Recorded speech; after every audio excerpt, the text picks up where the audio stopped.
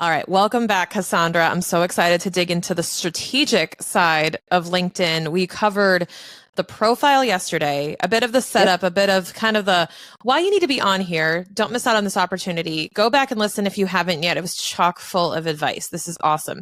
And I'm excited to dig into strategy. So we left off talking a little bit about the company page, using that, using your own page and how to optimize it. Let's talk about how you can start getting attention on LinkedIn and make the most out of the platform.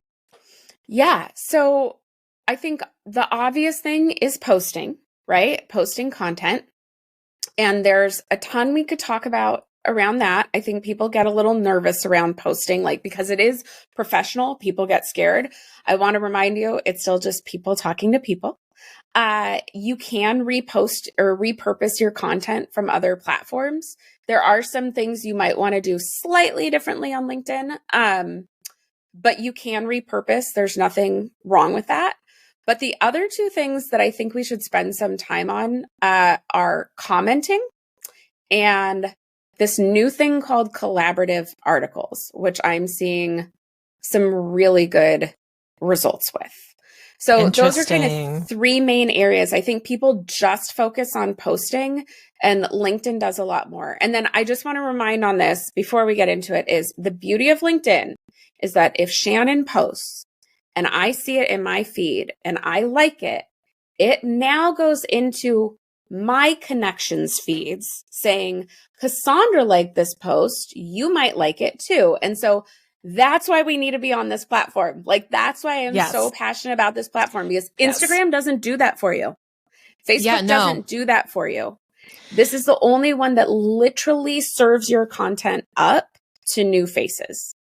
Yeah, I mean, so I'll give you guys some perspective. I have about 3,700 followers on LinkedIn. Now, that's not connections, that's followers. Maybe we can talk about the difference between that in a second, but followers are people who see my stuff is how I interpret it. Yep. So based on that, I'm like, okay, cool. Now Instagram, I have about 6,000.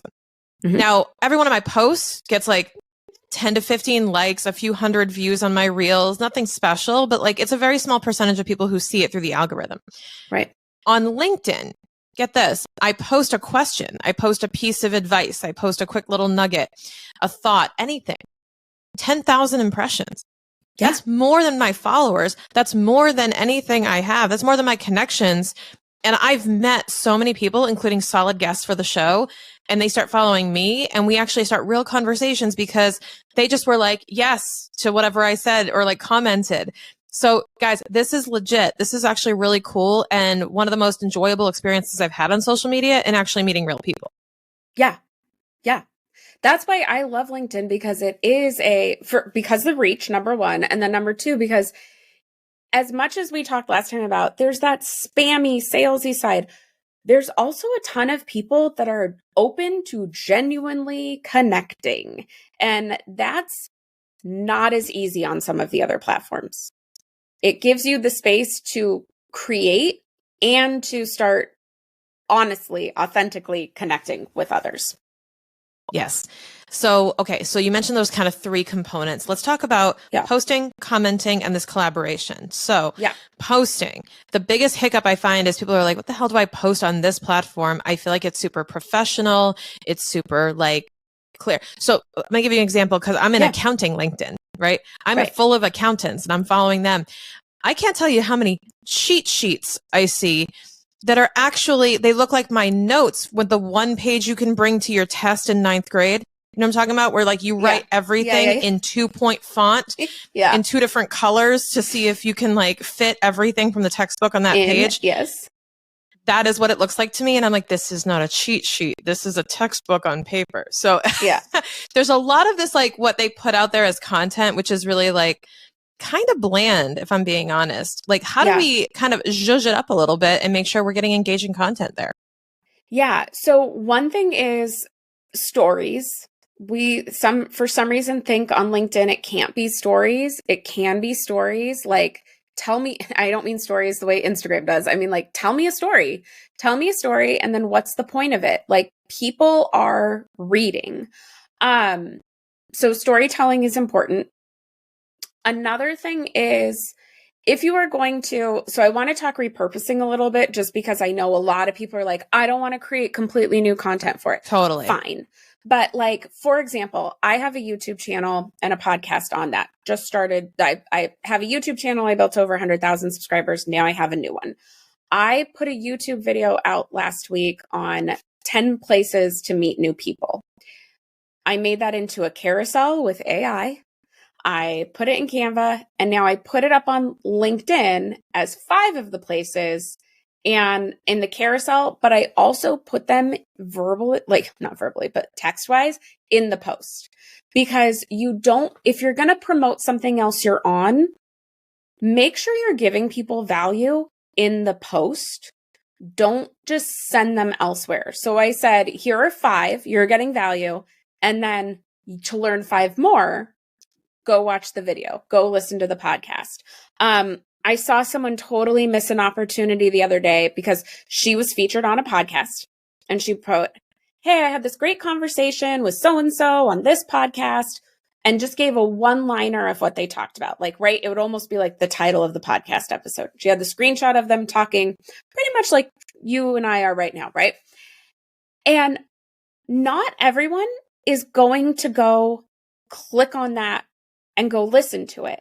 So in those sorts of things, you always want to give people the highlights in that post. So Shannon, when I go promote our conversation on LinkedIn, I'm going to say, hey, I had this great conversation with Shannon on her podcast. We talked about all things LinkedIn profile. Like, let's say it was last episode. We talked all things LinkedIn profiles, including why you need to have SEO friendly words in your headline, and I will give the tip there, because we want to always be providing value, not just promoting another thing. So that's a big piece on the repurposing side, is actually repurpose and give value. Don't just point to, let's say, the hero content, if you will. Yeah, like repurpose, don't refer. Like don't like reference another, don't reference another thing. It's just like actually put it here because we're here consuming content. Like imagine if you went to a movie and they were like, oh, if you want to see the rest of it, go to theater number 2, like after just the previews, right? And it's like, I'm sitting here. I'm here. Just give me the thing I came for. Exactly. Right. I'm here and I'm listening to you. And now you're telling me if I want to keep listening to what? Like, I'll just keep scrolling. The other thing I would say in terms of like the pressure of, oh my gosh, it's professional, I don't know what to post, is literally anything can be a LinkedIn post as long as you put it through a professional lens. So, and personal things do well. So I'm not saying this should be the bulk of your content. I would do like an 80-20 split on this, but especially since the pandemic, but we are fascinated by where people work. If I took a picture of my work setup right now, of my desk with my messy coffee and my water bottle and my Post-its everywhere, and posted that and just said, does your workspace look as chaotic as this? Like, what are your thoughts? People will respond. I could post my lunch if I said, this salad with no carbs is what gives me the energy to get through the afternoon slump. What gets you through the afternoon slump? People will respond. It's as long as it's something work related, you're fine posting it. And with that too, one thing I hear from a lot of creative business owners or businesses you just don't see as much on LinkedIn, like let's say fitness trainers, they'll go, oh, I can't post on there because that's like, people don't post what I post. Great. It's still your business. Pattern interrupt me. Give me provide value as a fitness trainer by telling me 3 exercises I can do from my desk, or why I need to go walk around the block for a minute as a break in my day. You're going to be my favorite account because you're not giving me another accounting cheat sheet. You're a pattern interrupt, So as long as it's about your business, you can post it.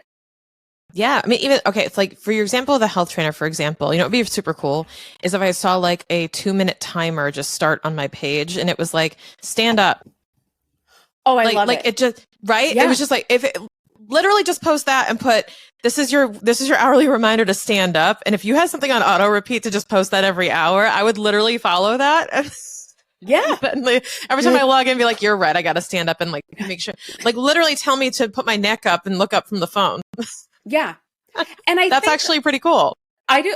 I now wish I were a fitness trainer so that I could post that one. But, and I think too, like, so what you're saying though, it takes an amount of bravery, right? Like even if I'm going to use Instagram as example, people don't go away from trends on a platform. It's more obvious to us on something like Instagram. We go, oh, everyone posts with this sort of filter. Everyone does this trending reel or whatever. God forbid we break from the norm. We do the same thing on LinkedIn where we think, oh, well, everyone's doing polls or everyone talks in this sort of tone, or I have to do this sort of thing. No, like be the brave one that as long as you, again, are doing something that is in line with your business, be creative. You're allowed to be creative on this platform and you will get views because you are the one going against the grain. You are the one, you're standing out for all the right reasons. Like if you're a Bachelor person, anytime I say right reasons, then you hear Bachelor, but you're standing out for the right purpose. And so that will pattern interrupt. One of my favorite accounts on LinkedIn, and she is in a total blue ocean because no one else is doing this. She's a watercolor artist and she'll do a 2-minute mindfulness break where she's just painting some flowers. And it's like, I want to sit and watch, you know? It really changes things. So don't be afraid.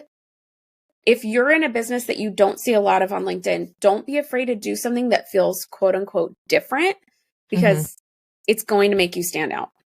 Also, don't assume other people aren't multidimensional like you because just because like I'm an accountant doesn't mean you have to post me accounting content. I'm actually coming here to get the hell away from my accounting work and do something else. Like we're here to escape a little bit. If we're on social media, we're probably looking for connection, looking for something in common.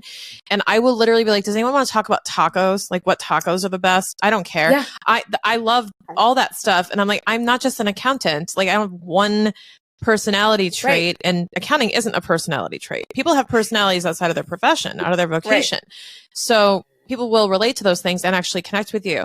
And you mentioned this too. I think here's one thing I noticed though, Cassandra, in all the examples you gave on a post, which I have this kind of theory on, and we're going to go right into commenting after this question is I noticed that every one of those posts you gave ended with a question. I love a call to action. Me too. I love questions of like, do you agree? What are your thoughts on this? How do you do this? And here's why I love that for LinkedIn, because to your point earlier, when people comment, all of their connections see the comment, see the post, and can get in on the conversation. And it just becomes a flash mob of thought leadership. And I love it.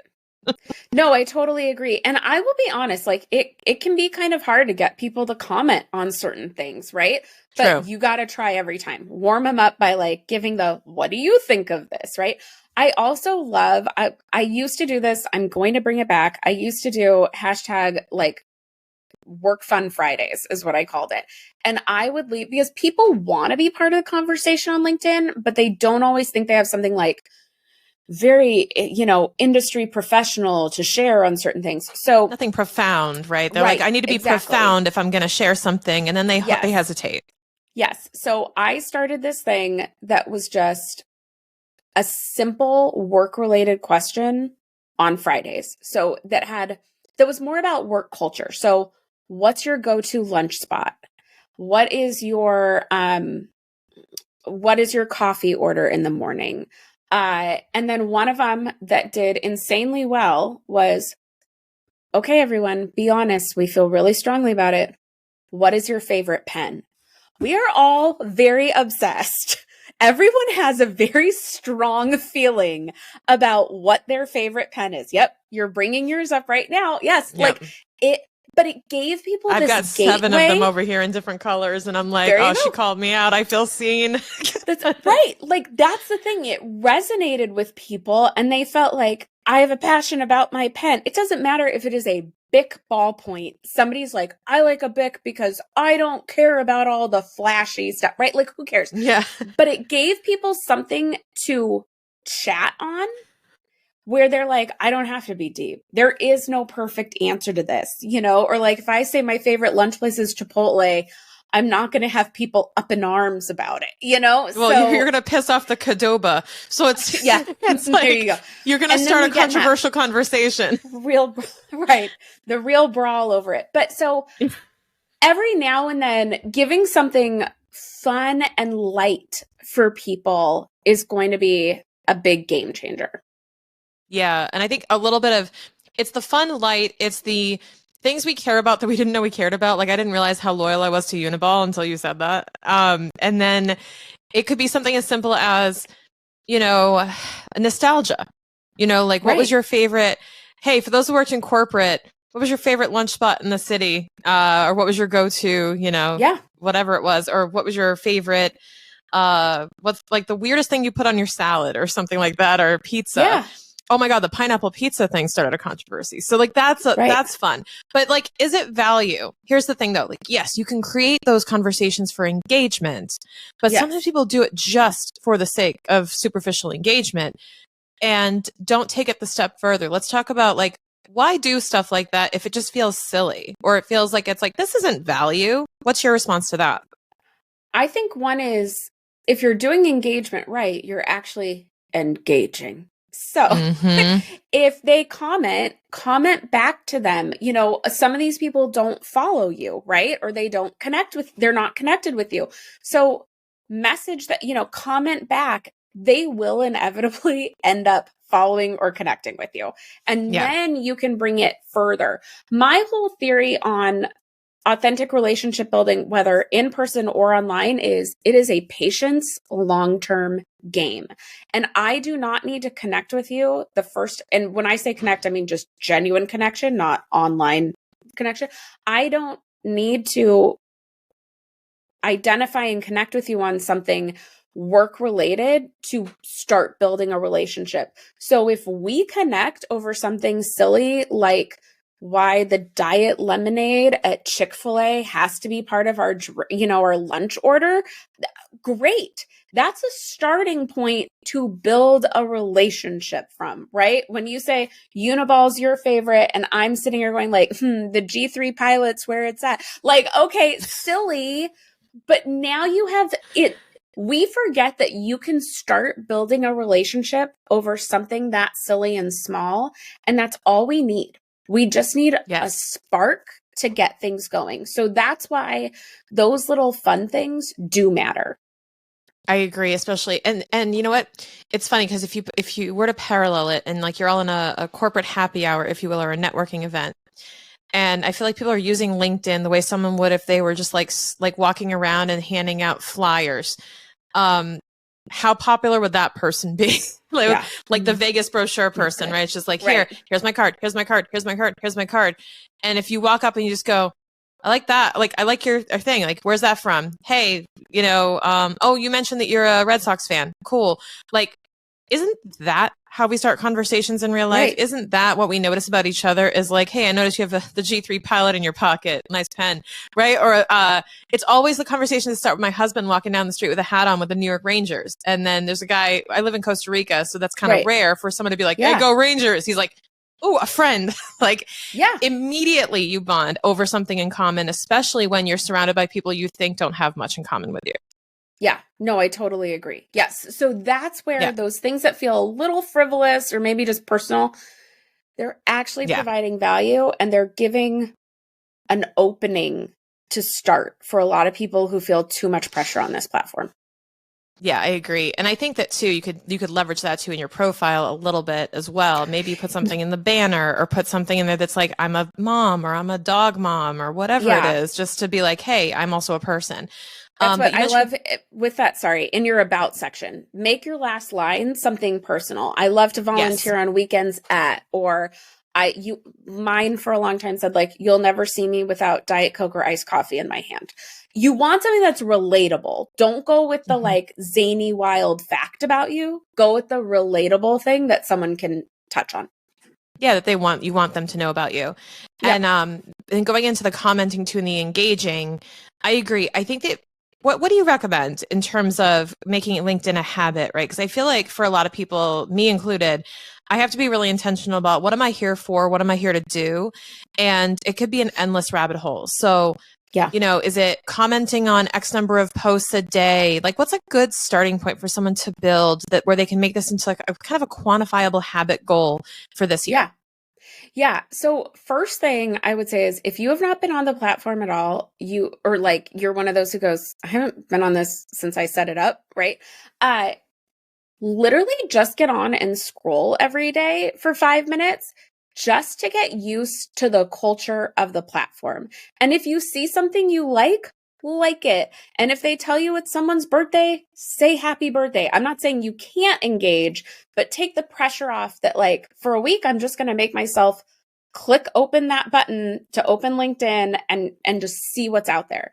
Then in terms of commenting, so the reason why I wanted commenting to be a part of this is because you don't need to post every day. You could post twice a week, but you should comment every day. Comments actually, in some ways, can build your following and your connections and build your audience faster than posting can. So you want to start being a part of conversations. So I recommend 2 comments a day, but 2 thoughtful comments. Like, I want you to do the happy birthdays and happy work anniversaries and the job related ones, fine, but be searching for the people. And I will admit in the beginning, this can take a little bit because only 1% to 3% of active users actually post. So it might take a little bit to find some thoughtful posts to comment on. But when you find something, just contribute to the conversation. One thing I'm starting to notice that I would say don't do is don't think you have to disagree to be a profound commenter. So I think a lot of people think like, oh, look at what this person said. I'm going to go in and like dissent against it and say the opposite and say, this is why this is wrong. Mm-mm. Just do a yes and. I love improv. Build on so yes and them. Say, yes, this was great. And here's the other tip I would contribute to this conversation. So 2 comments a day is great.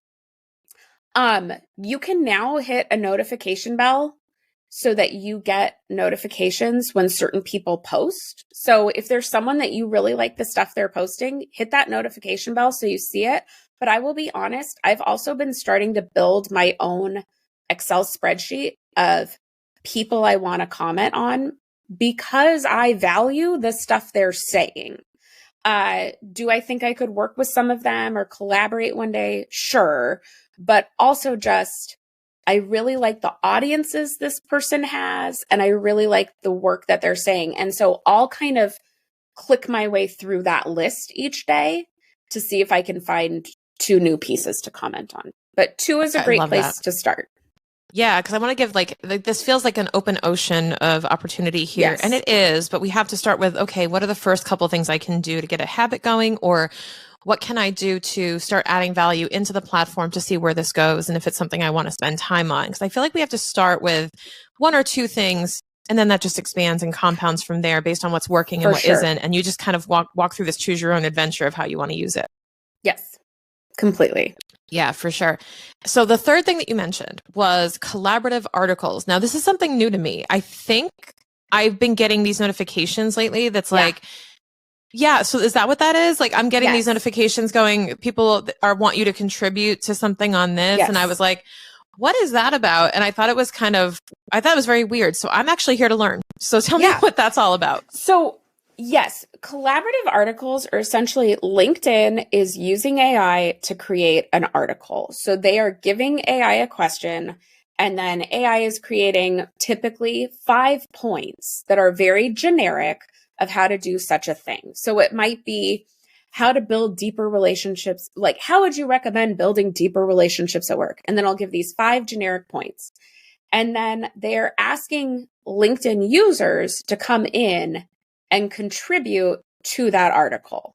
And so you can go on one of the points and just add your own thoughts. So think of it as commenting to an article instead of commenting to another person. But there's a couple of really neat things with this is if there's an area you very much want to be known for, go find the articles around that area. And once you've contributed to 3, you get a LinkedIn community top voice badge on your profile. And I'm not going to say that does amazing things for you, but it does show you're active on the platform so that if people reach out to you, they know like, oh, this isn't somebody who never checks on here and it's going to sit for 6 months. But also it started those collaborative articles. I am starting to get followers off of those articles of, hey, this person saw your post and really liked it. And then the next notification will be that person is now following you, So I also really recommend this for if you are just starting on LinkedIn and you're trying to find those really good posts to comment on and you're kind of coming up short. If there's a day where after 5 minutes you're frustrated, like, oh, no one's posting, just go do a collaborative article. You're still on the platform, you're still contributing. And so it's a great way to kind of start building your own name recognition on there and get in front of eyes that you wouldn't have been in front of. Absolutely love that. That's such a good idea. I love these episodes because, especially on Friday, because y'all give me busy weekends. Every time I learn something new on these podcasts, I'm like, I got to go do that this weekend. So I hope you guys do the same thing. This is so chock full of good advice. I want to be respectful of your time, Cassandra, because I know we're up on time, but how can folks learn more about LinkedIn from you? What resources do you have for our audience today? Yeah. So one thing is I have just a quick cheat sheet of 20 things you can post on LinkedIn. So if you are lost for ideas, these are 20 ideas of things you can post that tend to get conversation going. And you can grab that, I believe, in the show notes. And you can also find me on LinkedIn. If you just search Cassandra Thompson, I will show up. And I also, like I mentioned, I have a new YouTube channel and podcast the channel is called One Hello. The podcast is called Creating Opportunities. And on that, I am giving all sorts of advice and tips on, again, how to relationship build offline and online. And LinkedIn will be the main place where you'll be seeing tips around that. Amazing, guys. Check out her podcast one more time. It's Creating Opportunity. Yes. Creating Opportunities. Amazing. Creating Opportunities. Go follow that podcast. If you're listening to this, you're definitely going to benefit from that. Cassandra, thank you so much for joining me today. It's been such a pleasure talking to you. Thank you, Shannon. This is great.